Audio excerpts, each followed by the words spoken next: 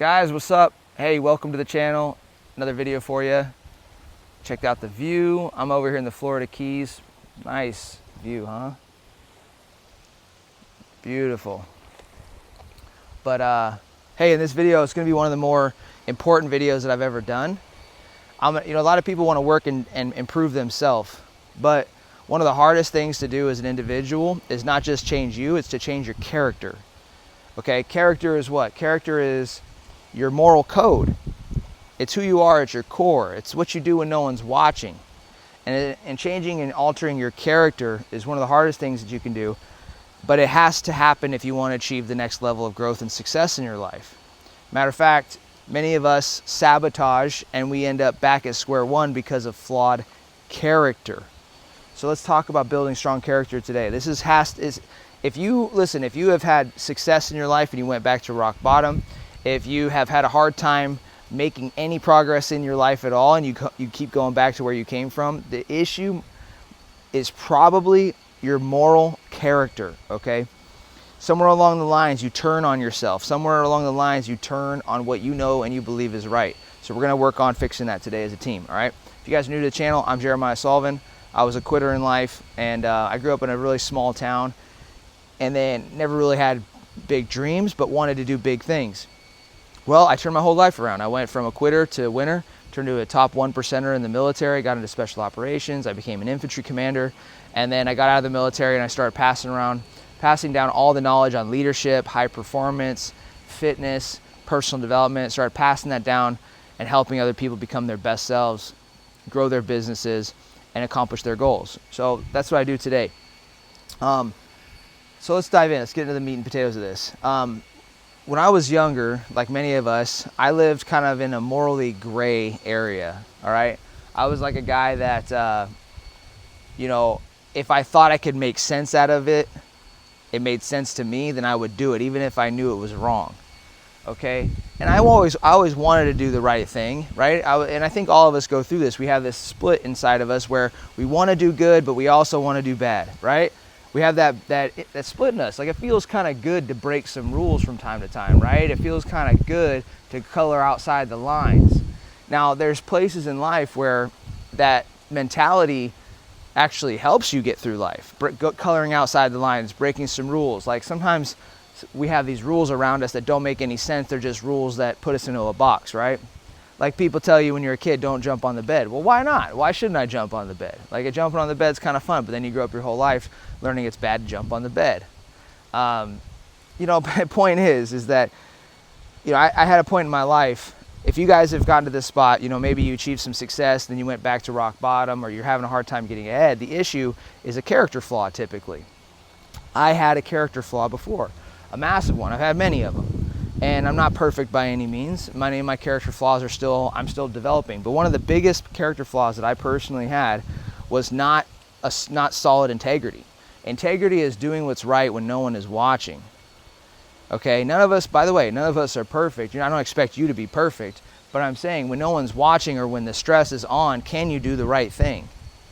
Can you do the right thing? Because if you're starting back from scratch over and over and over again, you haven't developed the moral strength to do the right thing in the moment when you're your weakest. Okay, for me, that was, it was a lot of things. It was, everything from bad habits like drinking to, if somebody were to try to, basically fabricating or lying, somebody would ask me an opinion about something and I would speak a partial truth. I wouldn't give them the full truth. Another thing was that almost destroyed my life was, just basically not doing the right thing when no one was watching. Okay, I'm not going to go into all the details because if I start talking about the details, there's other people involved. Okay, and I don't want to talk about those details. So just picture any problem that you can probably imagine. I have been in that spot alongside you.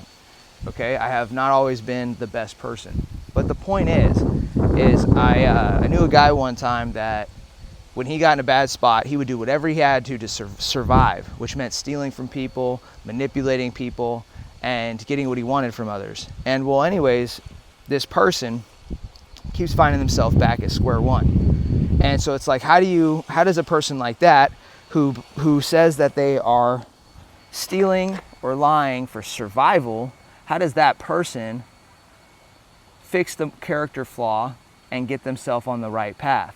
How do they stop stealing, stop lying, stop fabricating, do the right thing, and how do they do that and fix it within?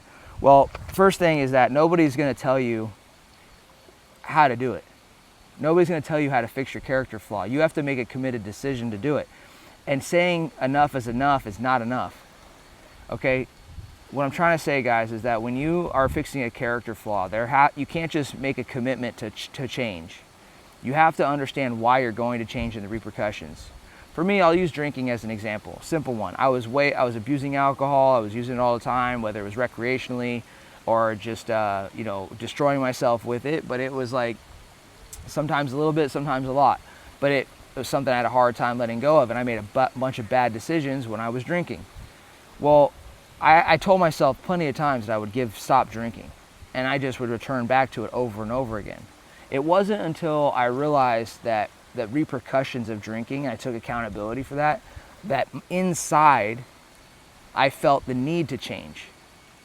When it comes to changing your moral character, inside, do you feel the need to change? Are you sold on changing?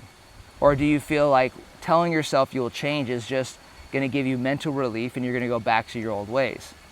So what I had to do is I realized that alcohol was not only something that destroyed my life, but that it had destroyed my relationships, that every problem in my life came from this fact that I wouldn't say no to drinking. And I would say yes to it. And I would avoid the fact that I couldn't stop it. And so if you are lying, cheating, stealing, you have to be real brutally honest with yourself and ask yourself if that behavior is really serving you. Is it keeping you, if you're doing it to survive, is it really helping you survive? Or are you just lying to yourself? Are you selling yourself on this character flaw that you're refusing to change? So when you just finally decide, you work up the mental courage to confront and take accountability for your character flaw.